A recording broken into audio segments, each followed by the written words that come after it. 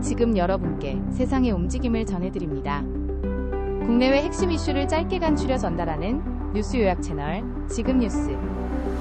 저는 AI 앵커 현진아입니다. 오늘의 뉴스 시작하겠습니다. 미국 조지아주 현대차 공장에서 구금됐던 한국 근로자 300여 명의 체포가 불법이었다는 논란이 제기됐습니다. 언론 취재 결과 당시 발부된 체포영장에는 남미 불법 체류자들만 대상자로 기록돼 있었던 것으로 드러났습니다. 따라서 한국 근로자들은 원래는 영장에 포함되지 않았던 것으로 확인됐습니다. 외교부는 미국 당국의 사실관계를 확인하고 있으며 필요할 경우 법적 대응에 나서겠다고 밝혔습니다. 귀국한 근로자들과 가족들은 이번 사건을 불법 체포로 규정하며 집단 소송도 검토 중입니다. 전문가들은 이번 사태가 한미 간 노동협력과 비자 제도에 큰 파장을 불러올 것으로 전망했습니다.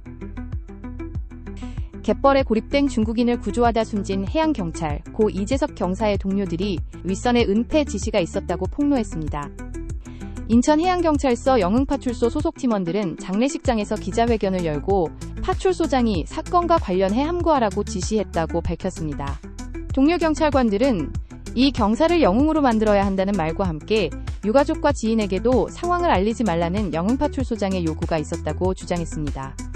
또한 사건 당시 팀장이 상황을 공유하지 않아 구조가 지연됐다는 의혹도 제기됐습니다. 해경지휘부는 진실 은폐는 없었다고 반박하며 진상조사단 조사에 적극 협조하겠다고 밝혔습니다. 이재명 대통령은 외부 독립기관에 조사를 지시해 투명한 규명을 약속했습니다. 대학 스포츠 최대 라이벌전 고연전이 이번 주말 서울 잠실과 목동 일대에서 열립니다. 고려대학교와 연세대학교 선수단은 야구, 축구, 농구, 럭비, 아이스하키 등 5종목에서 자존심을 걸고 맞붙습니다.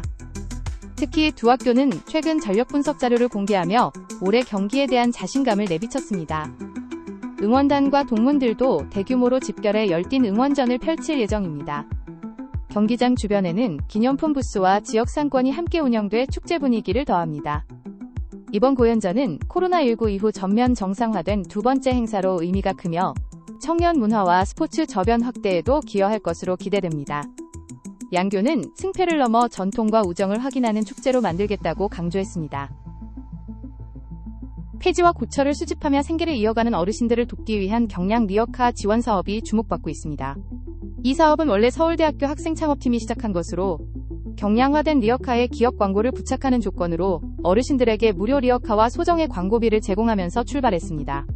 처음에는 공짜라는 이유로 선택받지 못하던 어르신들도 부착되는 광고물의 대가로 리어카와 광고비가 지원된다는 설명을 듣고 본인도 광고일을 맡은 듯하다며 반가워했습니다.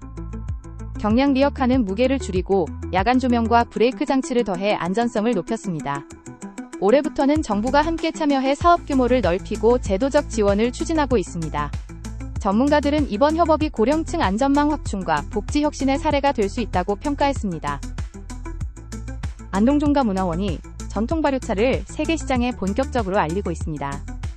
문화원은 생강을 비롯한 지역 농특산물을 활용한 고급 브랜드를 개발해 유럽과 미국 시장에 수출을 시작했습니다.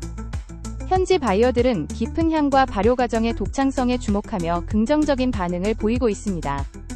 안동종가문화원은 수출 확대와 함께 다국적 연구기관과 협력해 제품 품질을 높이겠다고 밝혔습니다. 전문가들은 이번 수출이 지역경제 활성화와 한국 전통 식문화 확산에 기여할 것으로 전망했습니다. 정부는 해외 전시회 참가와 판로 개척을 지원해 지속적인 성장을 돕겠다고 밝혔습니다.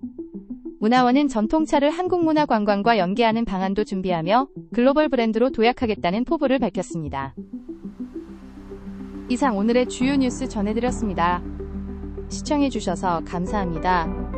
오늘 뉴스가 도움이 되셨다면 좋아요와 구독, 알림 설정 부탁드립니다. 저는 여러분에게 도움되는 뉴스로 다시 또 찾아뵙겠습니다.